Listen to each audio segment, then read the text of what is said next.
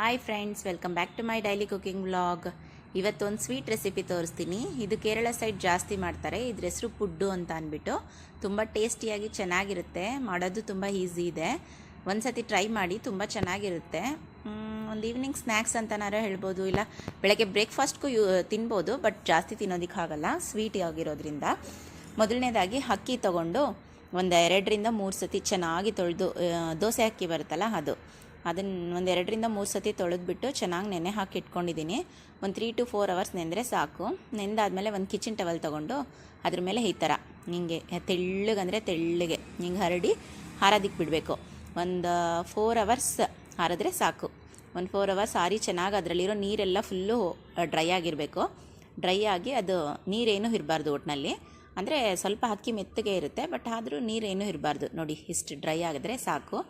ಇದನ್ನು ಮಿಕ್ಸಿ ಜಾರ್ನಲ್ಲಿ ಹಾಕ್ಕೊಂಡು ಒಂದು ನೀಟಾಗಿ ಇಲ್ಲೇ ಮಿಕ್ಸಿನಲ್ಲೇ ಒಂದು ಪೌಡರ್ ಮಾಡ್ಕೊಂಡು ಬರೋಣ.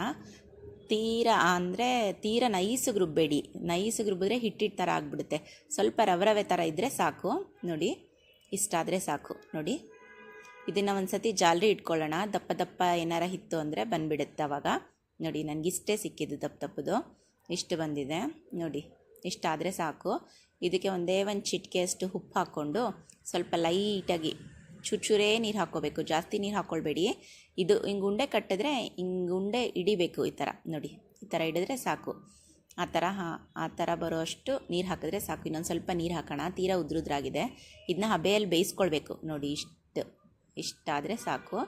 ಇಷ್ಟು ಕಲಿಸ್ಬಿಟ್ಟು ಈಗ ಒಂದು ಪ್ಯಾನಲ್ಲಿ ಬಿಸಿನೀರು ಕಾಯಕ್ಕಿಟ್ಟು ಅದ್ರ ಮೇಲೆ ಒಂದು ತೂತು ಜಾಲರಿ ಇಟ್ಟು ಅದ್ರ ಮೇಲೆ ಒಂದು ಕಿಚನ್ ಟವಲ್ ಹಾಕಿ ಆ ಟವಲ್ ಒಳಗಡೆ ಇದನ್ನೆಲ್ಲ ಹಾಕಿಬಿಟ್ಟು ಹಬೆನಲ್ಲಿ ಒಂದು 5 to 6 minutes ಬೇಯಿಸಿದ್ರೆ ಸಾಕಾಗುತ್ತೆ. ತೀರಾ ಜಾಸ್ತಿ ಏನು ಬೇಯಿಸೋದು ಬೇಡ. ನೀರು ಅಷ್ಟೇ, ತೀರಾ ನೀರು ಹಾಕ್ಕೊಂಬಿಡ್ಬೇಡಿ.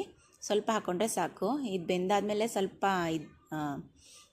ಗಟ್ಟಿ ಬರುತ್ತೆ.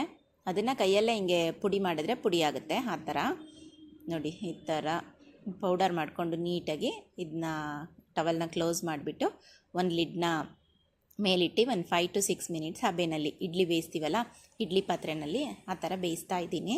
ಅಷ್ಟರೊಳಗಡೆ ಒಂದು ಕಾಯಿ ತುರ್ಕೊಂಡು ಬರೋಣ ಬನ್ನಿ. ಇದಕ್ಕೆ ತೆಂಗಿನಕಾಯಿ ಹಾಕಿದ್ರೆ ತುಂಬ ಟೇಸ್ಟಿಯಾಗಿರುತ್ತೆ. ಹಸಿ ತೆಂಗಿನಕಾಯಿ ಆದರೆ ತುಂಬ ಚೆನ್ನಾಗಿರುತ್ತೆ. ನೋಡಿ, ಬೆಂದಿದೆಯಾ ನೋಡೋಣ ಇವಾಗ. ನೋಡಿ, ಈ ಥರ ಪುಡಿಯಾಗಿರಬೇಕು. ಅಕಸ್ಮಾತ್ ಗಂಟು ಥರ ದಪ್ಪ ಥರ ಇತ್ತಂದರೆ ಕೈಯಲ್ಲಿ ಹಿಂಗೆ ಪುಡಿ ಮಾಡಿದ್ರೆ ಪುಡಿ ಆಗುತ್ತೆ. ಈ ಥರ ಬಂದಿದೆ ನೋಡಿ. ಇವಾಗ ಇದು ಸಾಕು. ಇವಾಗ ಇದು ಬೆಂದಿದೆ. ಸ್ಟವ್ ಫ್ಲೇಮ್ನ ಆಫ್ ಮಾಡಿಬಿಟ್ಟು ಇದನ್ನು ಒಂದು ಪಾತ್ರೆಗೆ ಬಗ್ಗಿಸ್ಕೊಳ್ತೀನಿ. ಇದಕ್ಕೆ ಒಂದು 1/4 ಕಪ್ಪಷ್ಟು ಸಕ್ಕರೆ. ತೀರಾ ಜಾಸ್ತಿ ಬೇಕಾಗಲ್ಲ, ಮೈಲ್ಡಾಗಿರ್ಬೇಕು ಸ್ವೀಟ್. ಇದು ತೀರಾ ಸ್ವೀಟ್ ಆದರೆ ತಿನ್ನೋದಕ್ಕಾಗಲ್ಲ.